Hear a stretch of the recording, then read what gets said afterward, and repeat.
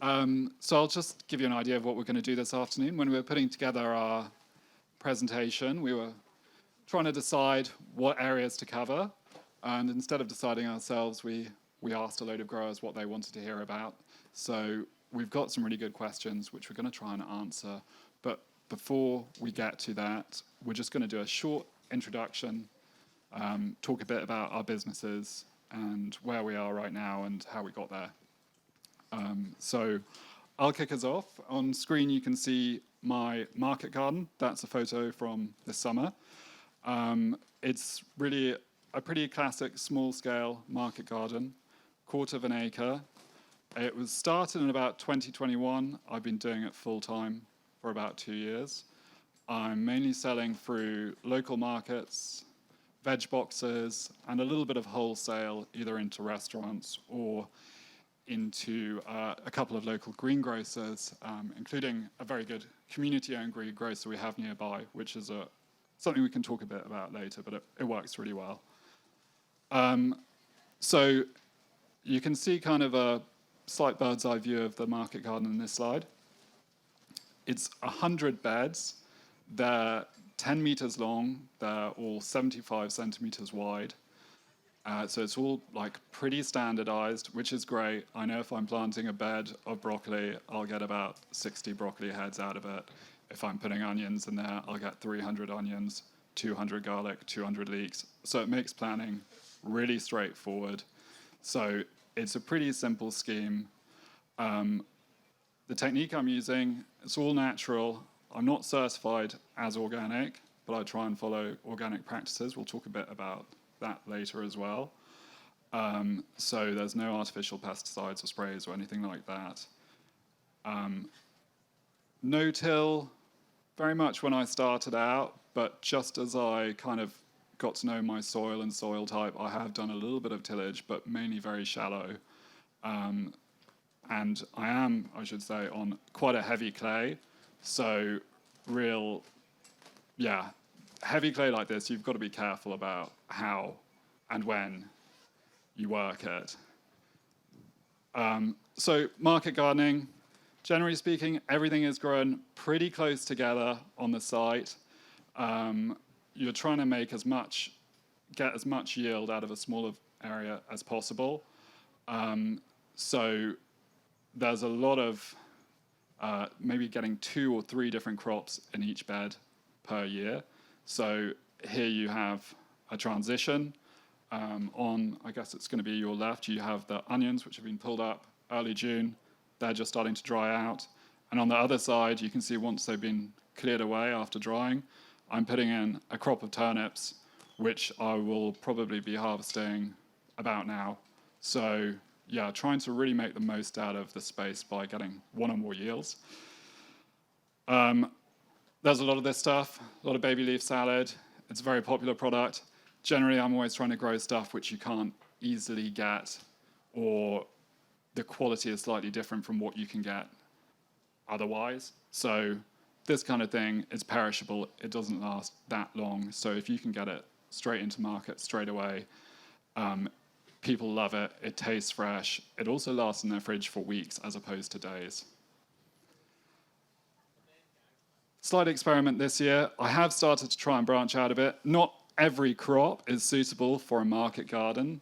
Things like these squashes, you can see a couple of the squashes coming up there in the corner, take up a lot of room. But if you're doing a veg box, sometimes you need to have like either a lot of brassicas, and it's hard to fit those into a rotation on a really small site. So this year I've done a bit of an experiment. It's a slightly bigger scale. I'm growing brassicas and squash in there. As you can see, it's got a slightly wild look to it. Didn't quite keep on top of the weeds, but lots of squash. I'm very happy with what's going in there. There's also a lot of wildlife. Have been quite a lot of pheasants making nests in there. Yeah, all sorts happening.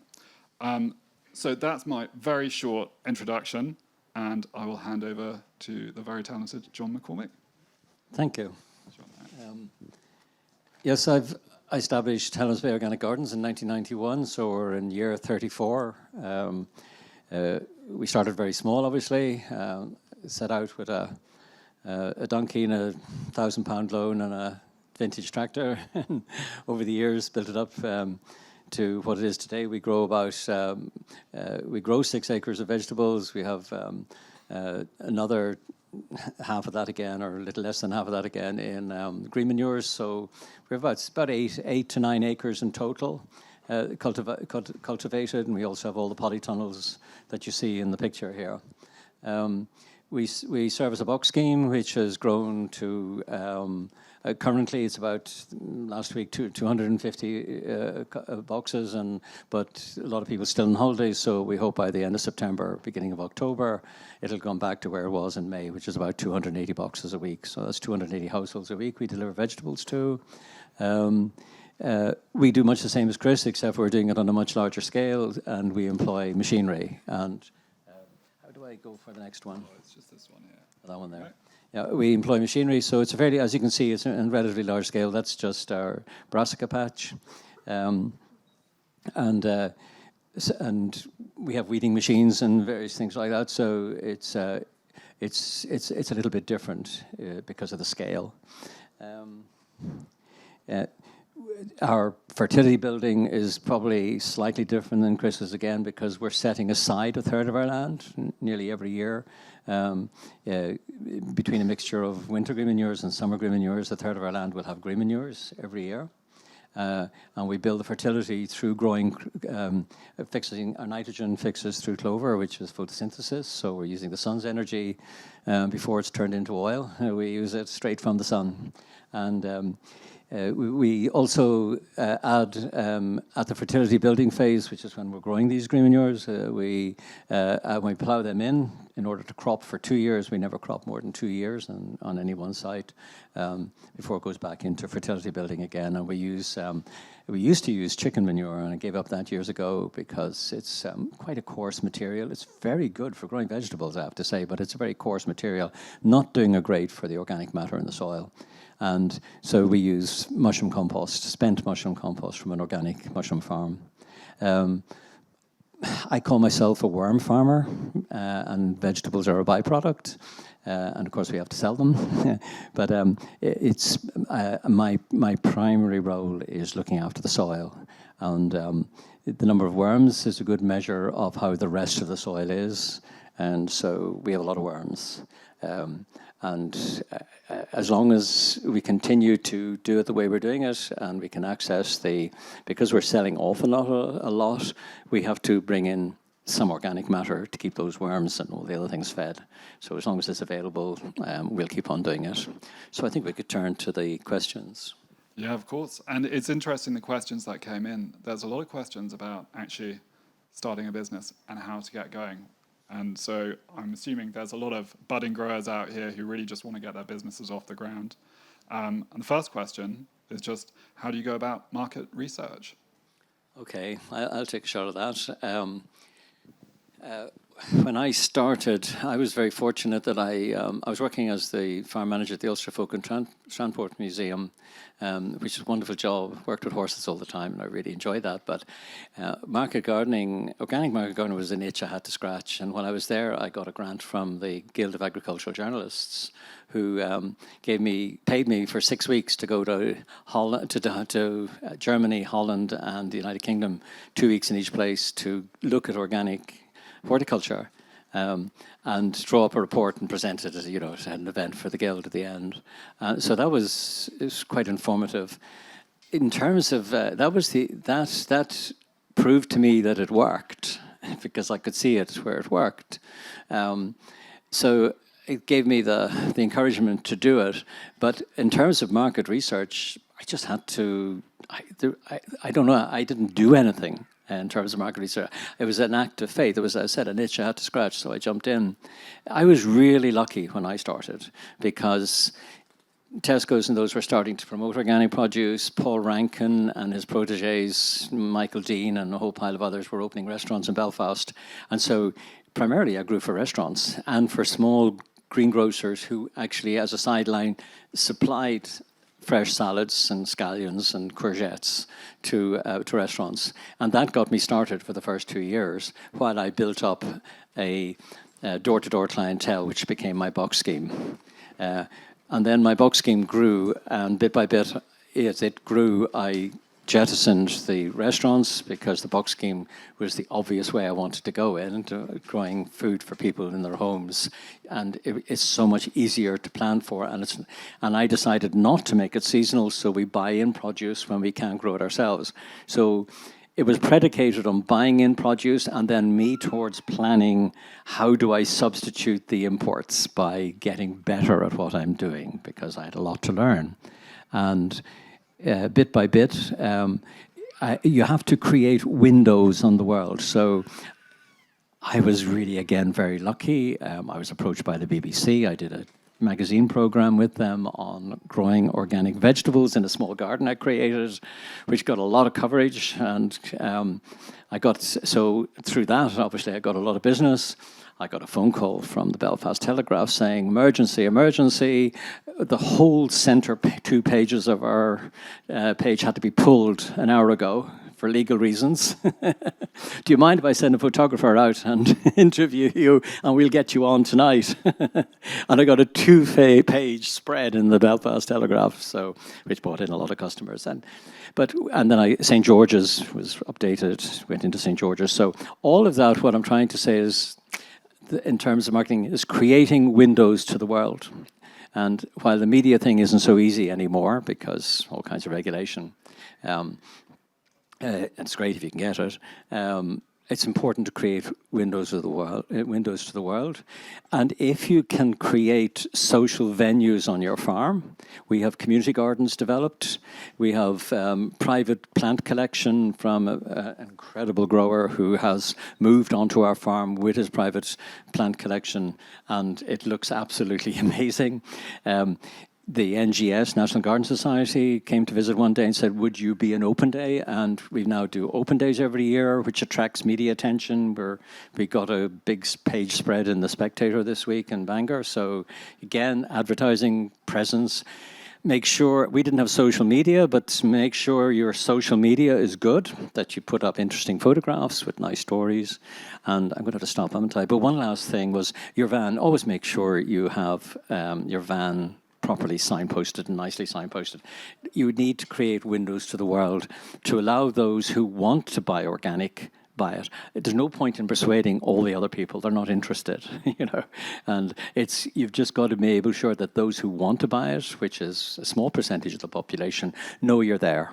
So that's my advice. Yeah, I think when you're starting out, knowing whether you've got like enough people to sell to is quite tricky, but it sounds like your approach has basically been just to go out there, start selling, see what sticks, see who actually wants to buy it, and it really turned out to be a veg box scheme as opposed to, it transitioned away from the restaurants.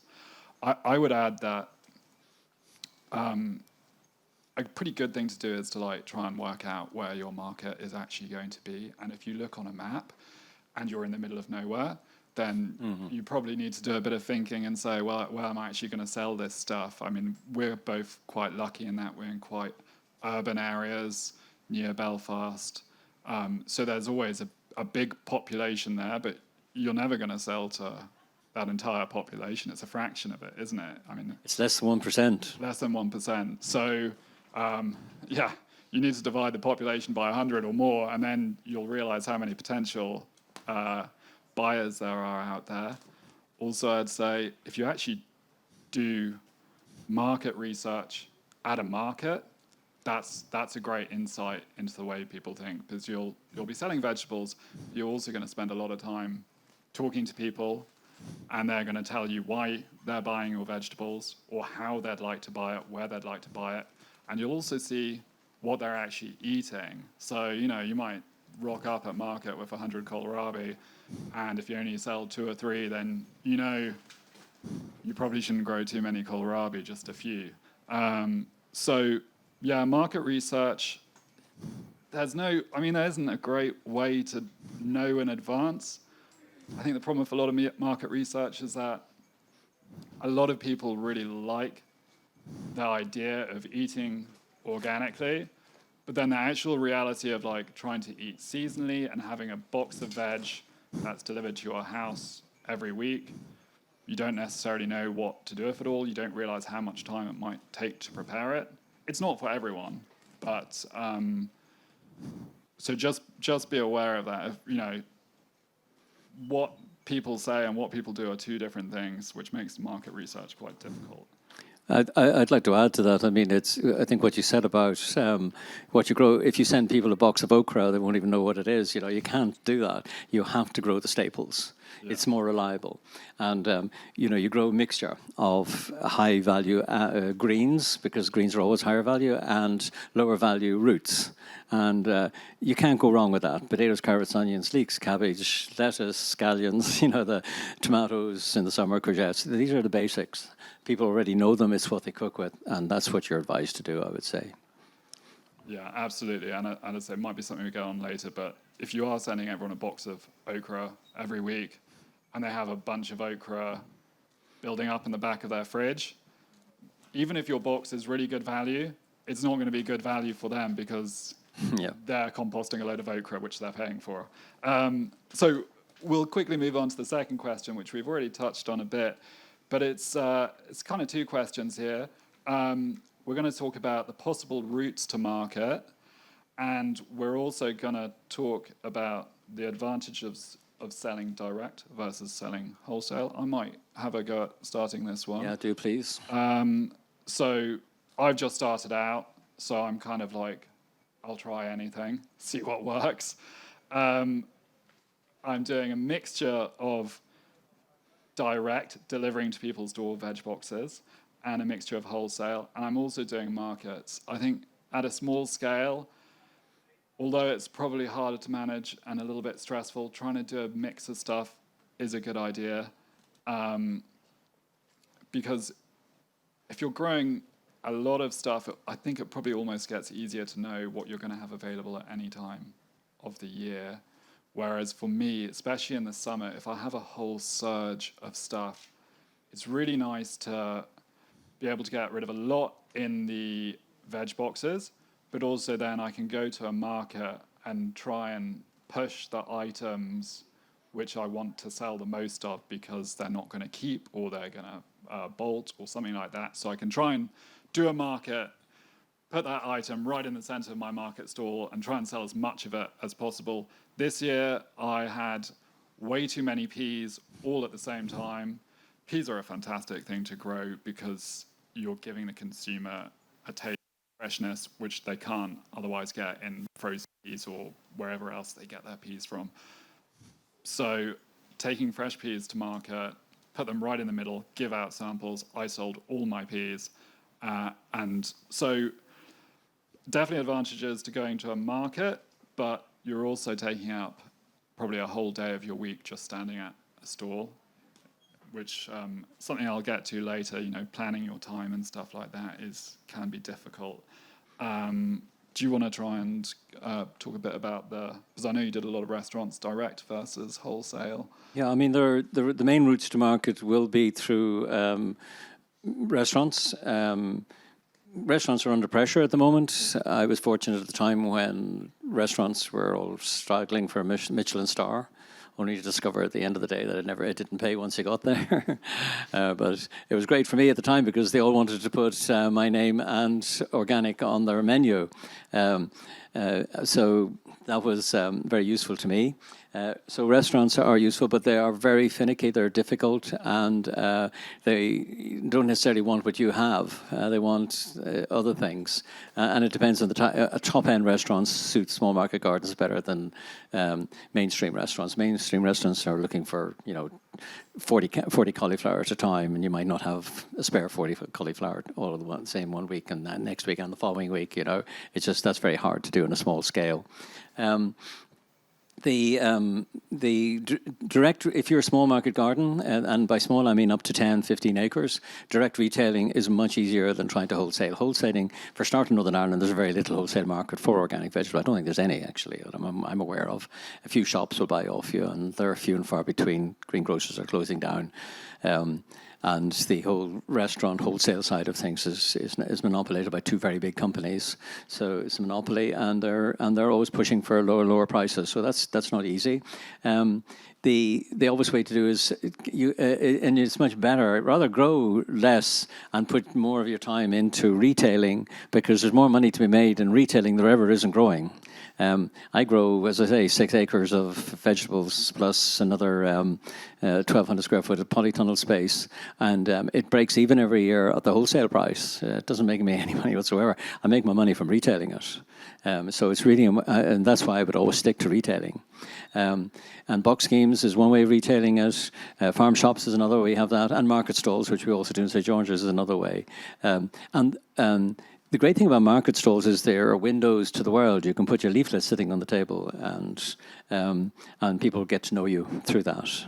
And ask your good customers to give it to their friends, because that's another way of building up custom. So I would say direct retailing is probably the sensible way to go. I would say direct retailing is you just retain a bit more of the value of your products for yourselves. I would say there are a couple of restaurants that I do work with that I really like working with, but you've got to fish through the restaurants a bit, because there'll only be some chefs who enjoy the seasonality, that something might be on offer one week and then they'll have to change their menu and put something else on the other week. I've got a couple of nice relationships where it's just like, I'll supply something green and something rooty each week, and that leaves things pretty flexible, but they kind of know that they'll be able to like either steam or braise some greens or roast some roots and have that as a side dish.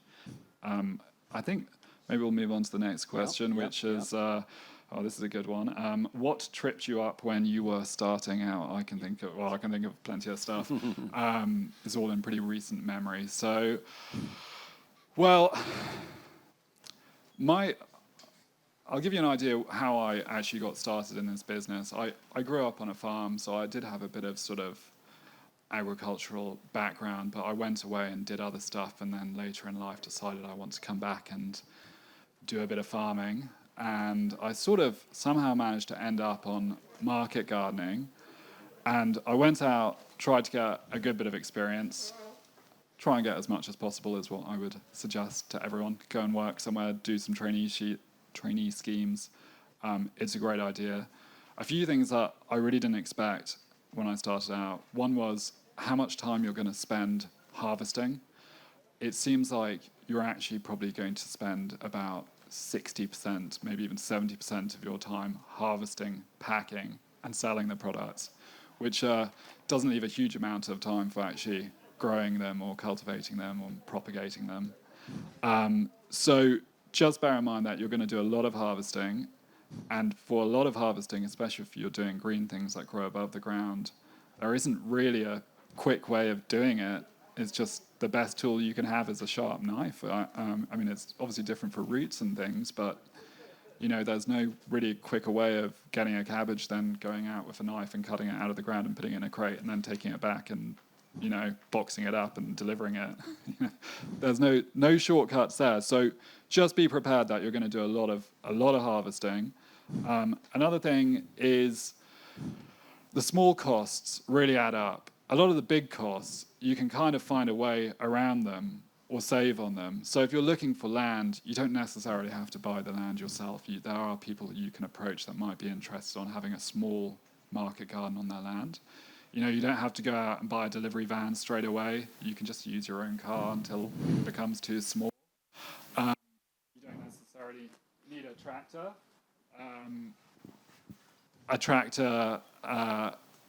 Lots of people have tractors in Northern Ireland. So if you need to do some heavy cultivating, ask a neighbour.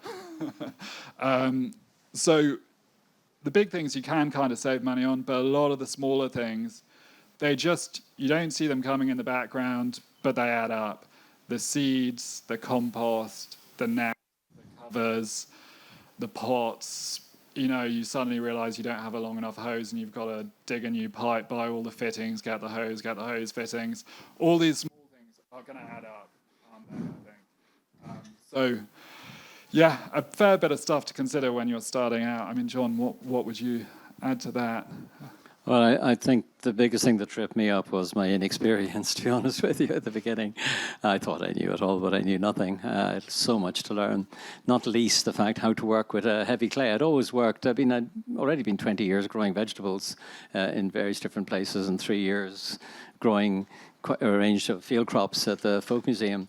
But working with a heavy clay, which most of us in Northern Ireland are doing, is very different than working with nice, light, sandy soil as they have in Comber and a few other regions. So it's just, I made some great pottery over the years, learning how to use machines because, believe it or not, I plowed with horses, and that's all I've ever plowed with up until actually a couple of years ago when I bought a plow for a tractor. I get contractors to do my plowing now. So the big learning curve, because I was a newbie, my prior experience was, before I went into horticulture, was working in oil rigs, and before that I was a banker. And so all terribly new, and everything was out of a book. And I'm telling you, a book will tell you one thing, but the actual practical experience is another. So I think the combination of my lack of experience and my my heavy clay are the primary hurdles that kind of I had to overcome. But when I'd figured it out, when I learned not to make pottery by going in on ground too soon when it was wet, being patient, planting at the right time, not being prepared to wait for the right time, which is not always easy in Northern Ireland because it rains a lot. And so I think that they're the main things that I would remember. Yeah, and I just add to that, looking for a book thing, like there are a lot of amazing videos on YouTube and stuff as well, but they're not always going to fit into your exact context. Heavy clay, high rainfall environment. A lot of people don't have to deal with that, and you need to. I mean, I'd actually be quite interested to ask. I mean, slight diversion from the questions, but like, what special steps do you take to deal with that heavy clay and avoid compaction and all sticking together or making pottery? I mean, is it timing or? It's totally to do with timing and weather, and it's different every year. This year we were able to get on and with tillage equipment in March. And other years it can be the middle of May. So it's all to do with the weather. The lighter the soil, the less dependent you are on whether the soil is good and dry or not. The heavier the soil you have, the more dependent you are. So it's all to do with the weather. And it's the same for, once you've planted, you then have your primary tillage, and you've planted, you then have the tillage afterwards for keeping it weeded, and then the tillage afterwards for harvesting if you're like digging with machinery. You really need to be careful and do it at the right time. And from what I understand, you've also got some beds which are kind of like your early beds, and you treat them slightly differently. Is that right? Yeah. I've been like everybody else. 10 years ago, I got 20 years ago, I got a computer, and then we got YouTube, and then we got all these wonderful people in America and Canada telling us how to grow vegetables, and they became internationally famous horticultural gurus. And I thought what they were doing is great, but you always have to remember that the conditions over here are very different than conditions in Vancouver or in Minnesota or other places where the weather is totally different. So primarily, I kind of lost my train of thought there. What was I saying? So going back to those early beds, I think. The early beds. Sorry, yeah. I digress very easily and then forget what I'm talking about. Well, it's all interesting.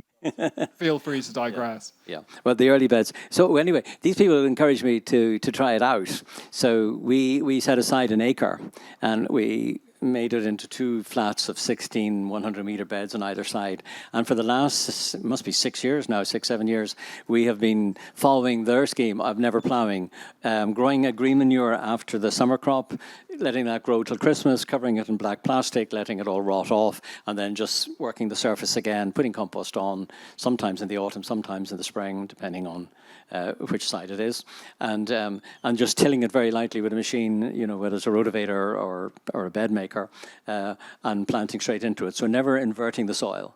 And my experience is it works. It works fine, and we do it on a very large scale. But I would not want to be doing that on more than an acre. And number one, I don't like all that plastic for a start, and number two, it's you get a lot of compaction in the soil, we're finding. So I have to then get a subsoiler and make a special type of grubber and try and bring some air down into the soil and that. Whereas when you're on a tillage system that you're only tilling for 2 years, like plowing over, making it up into beds and then putting it back into green manure for a year on the third year, I think you're doing a much better job. I'm not saying a better job, but you've eliminated the plastic. I think your carbon footprint's a lot smaller, but the amount of oil you use to plow an acre is a lot less of a carbon footprint than an acre of black plastic, and then the disposal of it. So for me, I think we've actually made the decision to do very little. We will have just one very small area for very early vegetables in black plastic. That's really interesting because if you were reading the textbooks or whatever, people would say that actually in the no sort of dig or reduced tillage system, you'd have less compaction. But in your exact setting, it's different for you. And that's something you're only really going to learn when you actually start growing and start trying to do it. So, sometimes it's a case of the sooner you get going, the better, because you're going to learn from your mistakes and learn what works for you in your situation. And so we'll go quickly to the next question. And this is, I think, quite a problem for people, especially when they're starting out. And we really want to know, how do you combat burnout? A couple of people asked a very similar question. Many growers and farmers are achieving success based on working really long hours for little pay. How do you actually get out of that and into a more sustainable lifestyle and sort of work lifestyle? Like, how do you make sure that you're properly remunerated for your time, that you've got time to spend with your family, and time for yourself? Right. Well,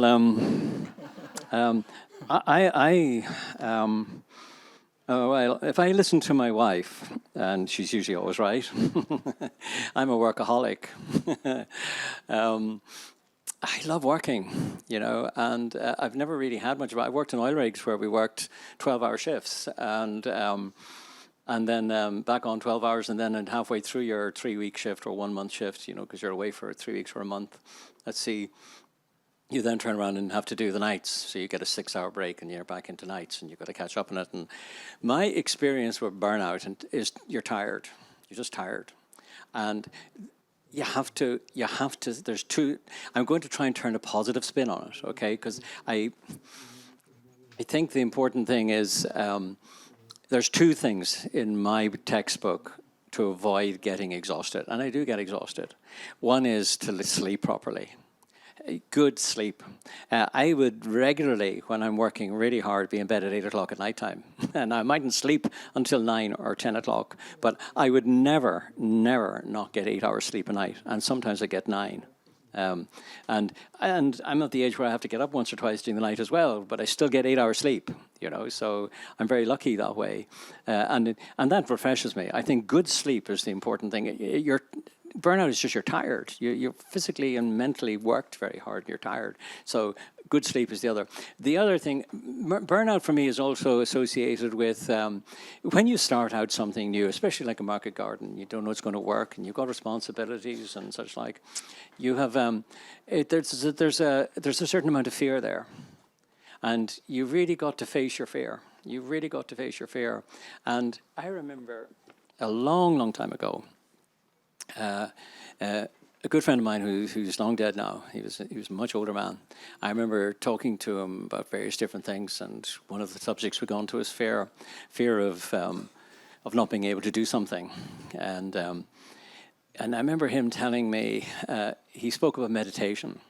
And meditation can come in all forms. You can do transcendental meditation, you can do prayer, you can do just calmness and simple breathing exercises, or whatever you want to do. But I think creating small spaces in the course of a day to just exhale a bit, and also mentally to exhale a bit. I remember what he would advise me to do, the things he said to me, stay with me all my life. He was saying, just remember, approach the events of life with a quiet mind. In other words, when things are starting to get really excited around you, take a second to just quieten your mind. You don't have to engage with this in an excited fashion. So engage with the events with a quiet mind. And the other thing that tends to get you worked up and excited is people. They can be wonderful. They can be terribly contrary. And he was telling me, the most important thing when dealing with people, he said, is approach people with an understanding heart. And believe it or not, right through the beginning, just saying that to myself every day, because I was terrified when I first started. I had, a family of 5 children and responsibilities of looking after them, with my wife full-time at home and 3 little ones, So it had to work. And I used that form of meditation, and I made sure I slept well, and I ate well. And somehow, and I'm a workaholic, so I don't mind working. I love work. I don't know if that helps. Well, I think it can be a tricky one.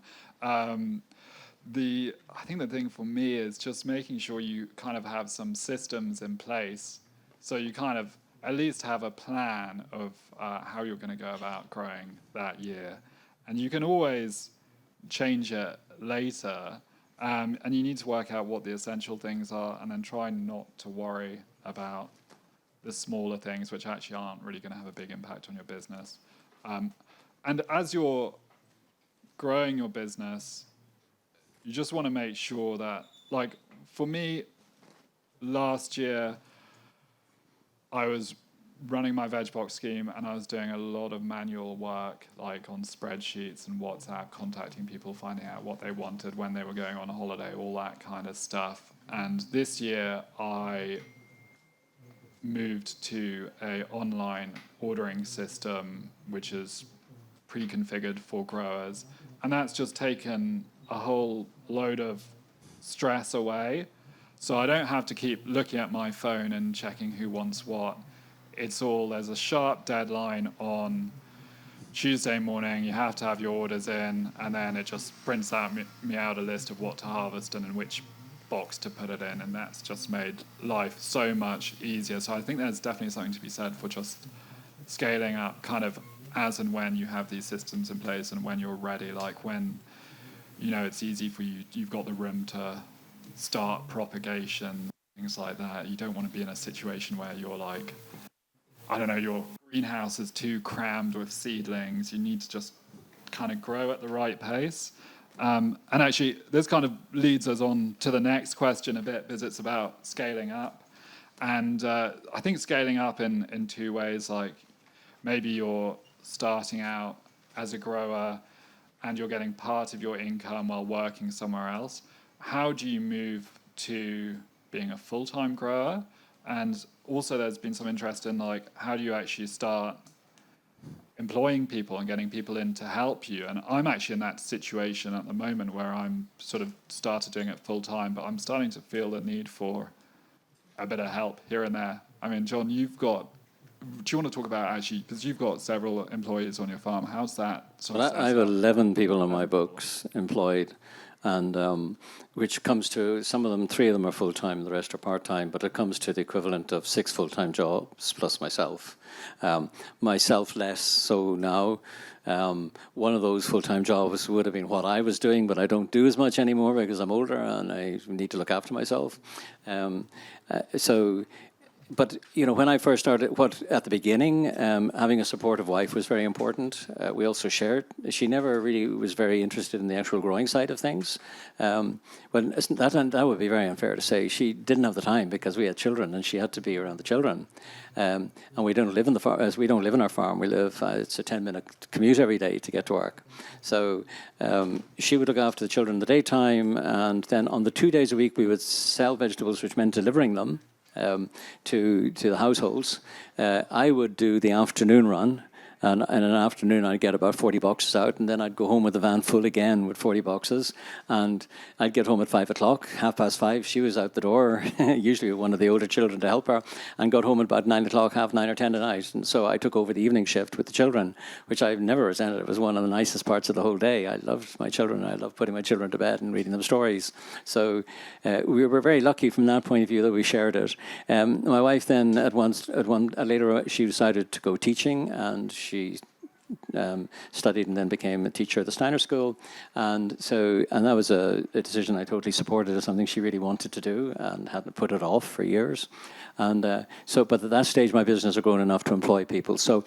But growing, in order to scale up, you've got to have the customers. And so it's really about doing all the things we talked about earlier in terms of marketing and such like, in order to try and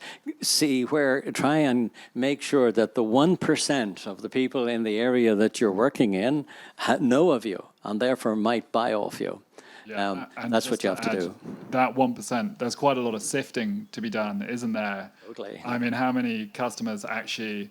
A lot of people try a veg box once, but then what happens? Do they order again, or maybe not in quite a lot of cases. Yeah. So building up the customers is definitely an important part of scaling up and making sure that, for me, I don't know what the ratio is, but maybe sort of 1 in 3 customers just stays for a season, 1 in 3 just stays for a couple of boxes, but then that other 30% become sort of like what seems like, I've only been going a couple of years, but it seems like they're sort of in it for the long run, and they just want to eat what I grow, and they come to me and they ask about stuff, and they're really involved in the scheme. And I'm sure you've probably had customers for the full 30 years or so that you've been running Helen's Bay. Well, we joke about it at home that we've probably been through every household in Belfast to get the 250 odd that we've got. It's the same for all box schemes everywhere, all over the world. It seems to be like, follows the same pattern. Even the percent-wise of how many people you're going to get seems to be the same. It's very predictable.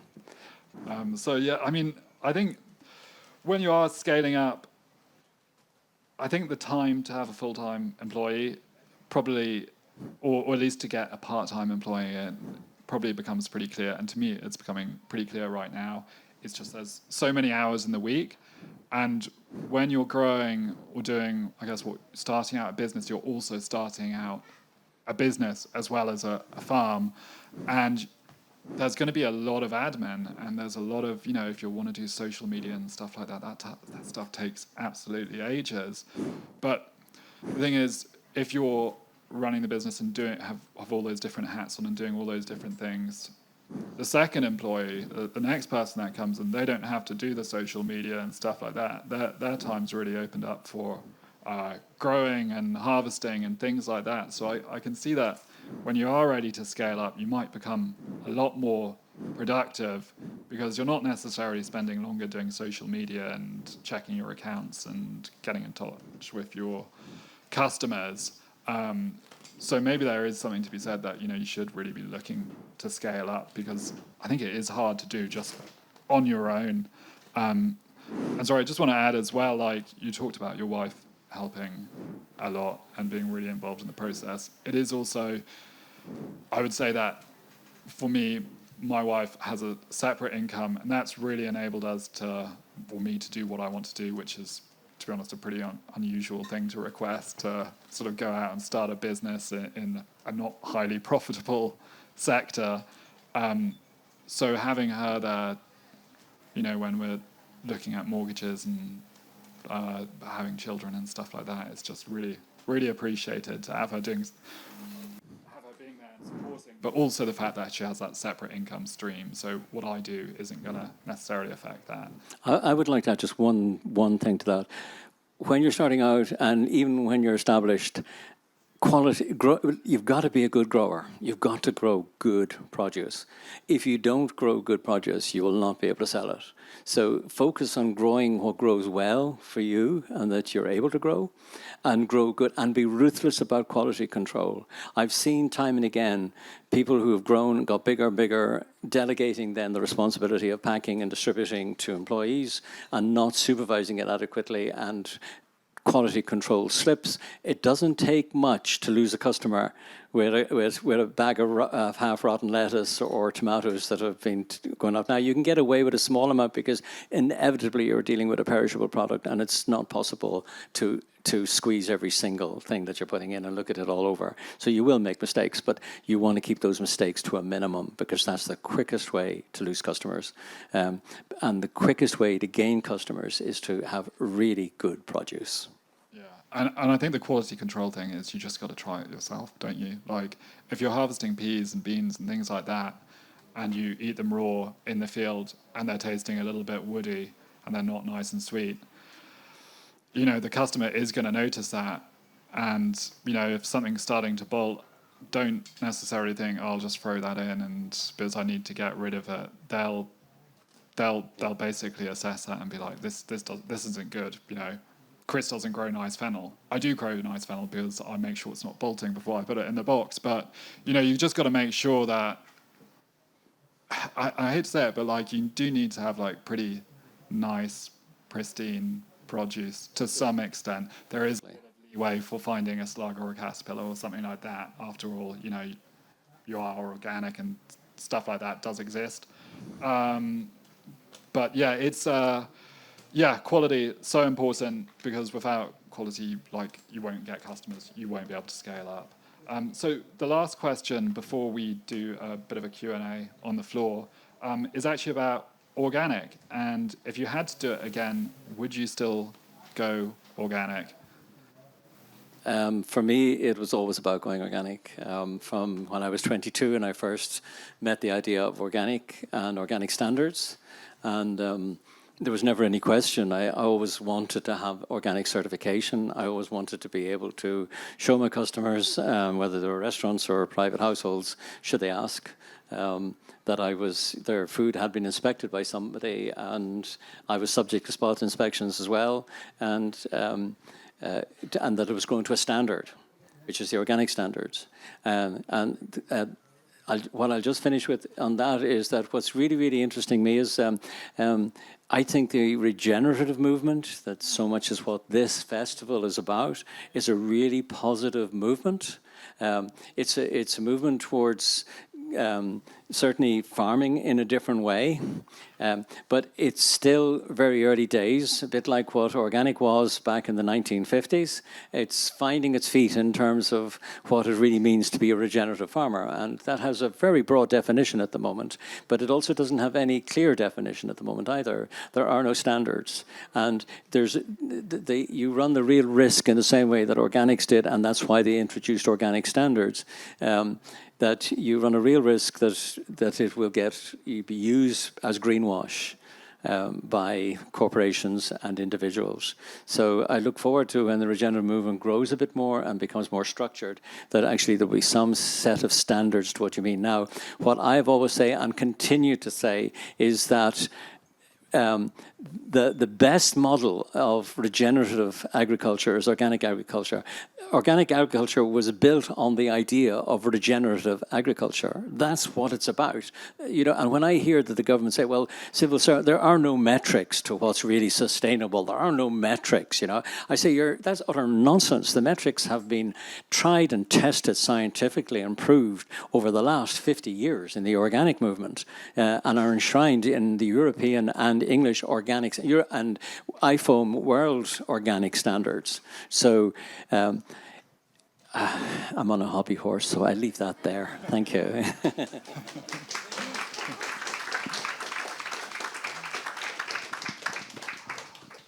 All right. Well, I think we'll throw it out to the floor and see if there are any questions that anyone would like to ask. Do you want a microphone coming if you prefer?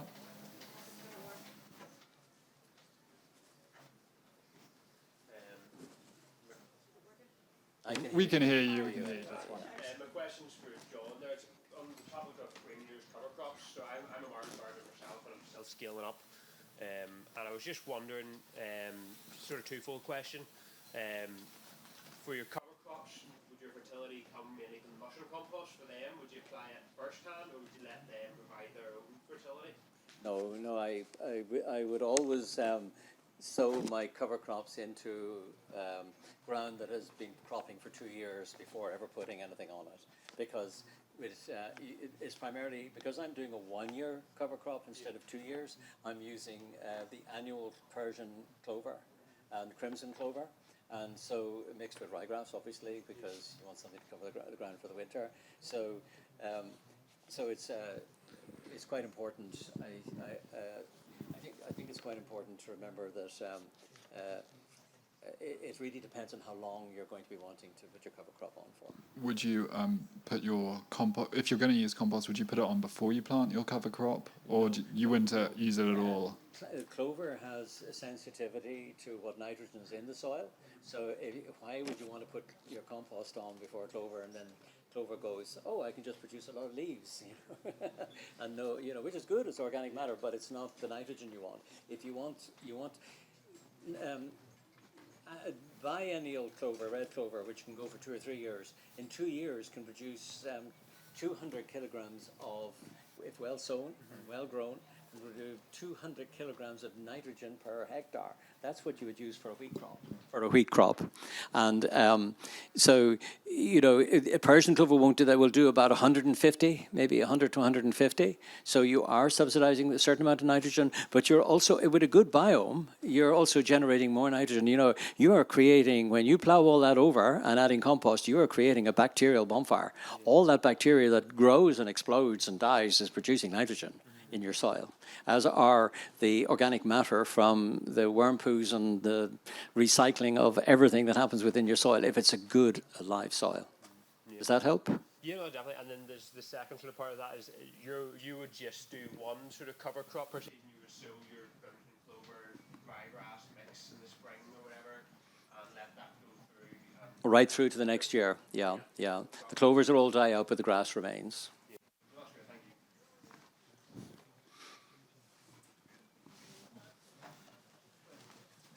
Is this going to work this time?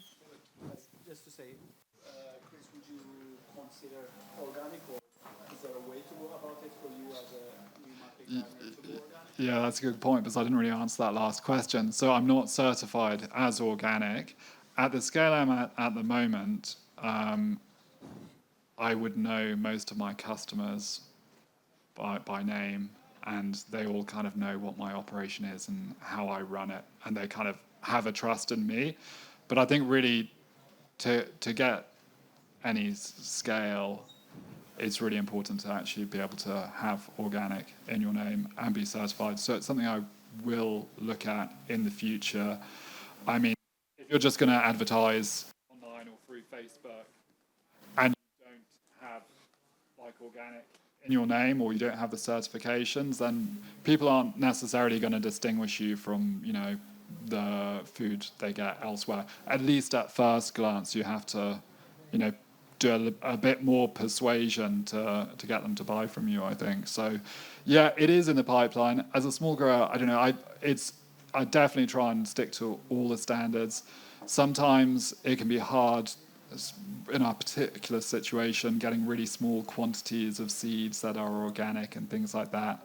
And another thing that I've used, which I know isn't organic certified, it would be the paper chain transplanter, which is a tool some of you might have heard of, but it basically uses a chain of pots. Actually, it was in one of the slides, but it plants a chain of pots, and the glue in it is not organic. So generally, I'd remove those pots from the ground at the end of the growing cycle. But that would be something I'd have to change if I were to go organic, and I think that is in the pipeline at some point.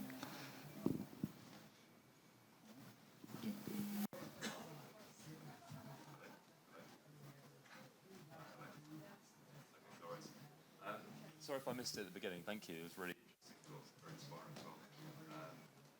Two questions. One was whether you guys, how much foliar allocation do you have to what's your approach to sort of pest management? Well, not a huge amount. I use for my main pests generally affect my brassica crops.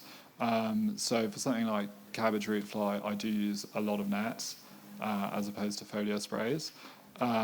But For the caterpillars, I use, I'm going to get this wrong, but it's Thuringius basiliscus or something, which is a bacteria which is very harmful for the caterpillars, but it's a natural bacteria found in the soil. So I do find spraying with that every 2 to 3 weeks really kills caterpillars at the very early stage. In terms of foliar nutrition, I haven't really gone down that route yet. I do make a lot of my own compost, and that's what I'm really using for nutrition at the moment. But in a market garden, if you are trying to fit in 2 or 3 crops a year, I can see that maybe you might need something just to push a crop over the line. So I would potentially consider like a foliar application, but at the moment, it's really just the spray for the caterpillars. Yeah, we don't use any foliar sprays at all. We, as you can see from the picture there, we're using nets. These are insect-proof nets, rabbits and pigeons as well. But at a certain point, we take them off. What we do is grow. On every field, we have at least 2, sometimes 3 sacrifice beds, we call them, where we grow buckwheat, phacelia, or sunflowers.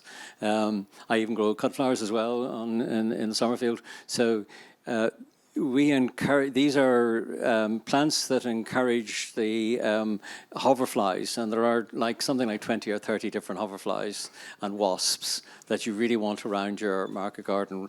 There are certain wasps that are specific to predating on caterpillars on your cabbages, and you want them to exist on your farm in large numbers.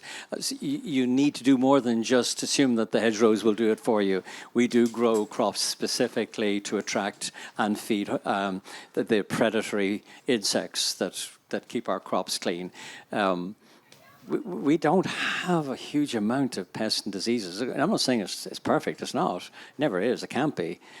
But it's not an issue. It's certainly not an issue for us on our farm. It would have been at the very beginning. Oh, my God, the first 2 or 3 years we had everything, because there were no predators. But once we'd built up the predators and got healthy soils, we found that problem resolved itself. Yeah, brilliant. I think we've got time for 1 or 2 more questions. I know there's one on the right here. You can just... I've got quite a loud voice, so it's not hear me. Just really a question for John. You said you had 11 full part-time employees. What sort of backgrounds are you taking them from? Would they be green horticultural students? Would they be people who've been growing vegetables for years in their own gardens? Or would they like to earn a few extra bucks? I mean, how do you find people? Yeah. Yeah, I remember it's very similar to a question I had some years ago from a businessman who was looking at my business and said, what's your employment policy? And I had to think about it, and I said, destiny. Destiny. It's who comes across the gate. Quite often, most of my employees have come through volunteering with us and then wanting to stay. A lot of them, and not all of them. It's becoming more so that there are young people who have gone and trained and want employment, but most of my employees none of them are as old as I am, but they're halfway there. So they're not young people anymore, and most of them would have come to me either volunteers or just approach it. It's destiny, pure destiny. I'm a great believer in destiny. We don't have any employment policy. I'm very bad on the whole policy thing anyway. Okay, I think we've got time for one more question straight at the back there. I'm speaking as an interested party because I did used to work for John. I did go to Caffrey. That was my third career. I did go to Caffrey before Helen, but I did volunteer for about a year beforehand. And just to say that the reason that we find it, John finds people come to him is because of the atmosphere and basically the sheer joy of walking into somewhere which is basically a paradise of wildlife. And people are so unused to experiencing that. It just doesn't exist in so many places, even though people go off to the Caribbean to find paradise. You can find paradise literally on your back doorstep, just if you walk into a place like John's. And so that attracts people to come. So they might be acting as customers. They might be literally trying, looking for a bit of a rest from a very stressful work environment or something like that. Or they may have trained. My question was, John, do we not use seaweed as a foliar feed for the bees? No, I did it once because a salesman came and said, you've got to use Foliar feed. And I actually did it just the once and found it such a frustrating experience. I never did it again. I don't need to. We've got wonderful tomatoes. It doesn't need to be Foliar fed. The secret is it's the soil. You've got to look after your soil. You've got to feed the soil and keep the biome going. If you get the biome right, if you get a good, strong, living soil, and using green manures and compost, you won't need any of all those things. No. And we're very fortunate. I don't want to get too technical, but one of the big issues is about having a biome and why it's so important is because of minerals. It's mineral shortage in our conventional. If you use artificial fertilizers all the time and you're drawing all the crops off the field, you're killing the biome with the chemicals for a start, especially fungicides for your fungi and insecticides for your insects. They're beneficial as well as otherwise. And artificial fertilizers are just sucking all the goodness out of the soil. You'll end up in a situation of a dead soil which doesn't regenerate. If you think of lichen is it's a bacteria, a fungi, and an algae photosynthesizing and taking its food, its minerals from rock, the origins of soil. Okay, that's happening in your soil all the time. The fungi, the bacteria, everything down there that's living in that soil is also mining the minerals from the rock. Soil is primarily just ground up rock. And within the soil you've got the biome, and they're extracting those minerals. If you don't have that biome, you've stopped mineral production. And your minerals will go down and down. And it's been proven time and again nowadays in conventional farmers, especially the big intensive ones, they have a serious problem that our food is becoming demineralized compared to how it used to be. Organic farming is maintaining in a regenerative and a sustainable way the mineral content in your soil. Yeah, I mean, I think the pretty big takeaway from that is look after the soil, and the soil will look after you. That's right. All right, I think we probably don't have time. It's 3 o'clock. We probably don't have time for another, do we? Well, is there more questions? I mean, have we got more time? Who else? Are we going to be kicked off or? Okay. One last question then. One last question. That was the one right behind you. I think beat you by a second. All right, this is a quick one because I was here today. Someone asked me what I was growing, and I said vegetables, and they said, "Oh, you know Dave," and I said, "Well, not exactly, and I felt the need to defend myself." Now, it's not like this is what I'm asking you, John. I know you're on your hobby horse about it, and I know exactly where you're coming from. And there's this assumption that regenerative means no day, which isn't necessarily the case in growing vegetables. That's basically, I'm throwing that back at you that, like, there are better ways maybe to look after your soil than no day, and maybe root disturbance is not the worst thing for it. If I was just growing vegetables at home for my family, I would not be ploughing, and I wouldn't be digging very much, and I'd be just tilling the surface, because on a small scale, that works really, really well. But on a large scale, in a temperate climate where you knock weeds out, if it rains that night, they just turn around and regrow again. That becomes really, really difficult to manage. So that's the primary problem with no dig is in this country, is that is looking after the weeds. But it's also about scaling up. The technology just isn't there yet to scale up on no dig on a very large scale. In the Midwest of America, the no-till works very, very well, but they're using an awful lot of Roundup, which isn't really very good. And even the ones that are trying to do it with crimping and in an organic way, it's very technological and a very different climate than what we've got here. So while I don't want to be negative about no dig, myself, I think we're producing. We've been plowing and growing vegetables in that kind of a rotation for 34 years, and our soil is still producing really good vegetables. So we must be doing something right. So I don't think it's one or the other. I think it's what you're able to do. It depends on how much land you have. And I think if you were wanting to grow anything beyond 5 or 6 acres of vegetables, I think you'd be reaching for the plough very quickly. Yeah, I think it does depend a bit on your soil as well. If you're in a very sandy soil, you might not need to plough, and actually ploughing might not have been beneficial. But I think in your situation, and also in mine, a complete no-dig solution just doesn't really work, especially when you're growing root vegetables as well. Some root disturbance is inevitable, and especially when you're harvesting. So, yeah, there are definitely other things you can do, making sure your soil's covered for most of the year, with something green growing on top of it. But, there will be situations where you'll have to do some kind of tillage or digging or something like that, I think, for most growers, depending on context. Yeah. Context is everything. John, you should say a little bit about your tractors, because they're not the big tractors. Well, yeah, that's. I'm doing a workshop on Monday for the Irish Organic Growers Association on machinery, and I kind of specialise on shoestring market gardening. I'm not going to go out and buy new machines. I've never bought I bought one new machine in my life, and I regretted having bought it a week afterwards.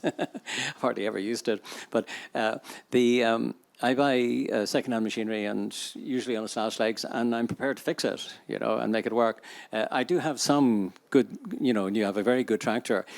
My machinery is aimed towards the size of my farm. I am a small market garden of 6 acres and polytunnels, so a 65 horsepower tractor, and I have 2 of them. One in case the other breaks down, is more than adequate to do every job that I have to do on the farm. I also have a 47 horsepower small compact tractor for loading and running things around the farm, and that's more than adequate for doing those sort of jobs and for pulling the green manure sower and things like that. So, there's various ways to get into it. When I started out getting into it through the vintage route, because it's cheap. And there's lots of vintage tractors around, and they're good if you get them fixed. You can get them fixed very cheap. They're very good. They'll do the job just as good as a really expensive tractor, but they have their disadvantages. I'm moving slightly away from very old tractors towards slightly newer tractors, mostly because of the carbon thing. The older engines are not carbon efficient compared to some of the newer tractors. And I'm looking forward to electric tractors when we get to them. But you're going to do that tour on Monday. So if anyone is interested in machinery, upgrading machinery, getting their first machines, they can register. You would need to talk to Organic. Una. Is Una here? She's probably across the way, is she? Oh, yeah. You'd need to talk to the Irish Organic Growers Association and see if there's room on that. I don't know if there's room on that. It might be booked out. Yeah, you'd have to find out. Excellent. Should be a good day. Thank you very much, John. That's fine. Thank you very much, everyone. Thank you, Chris.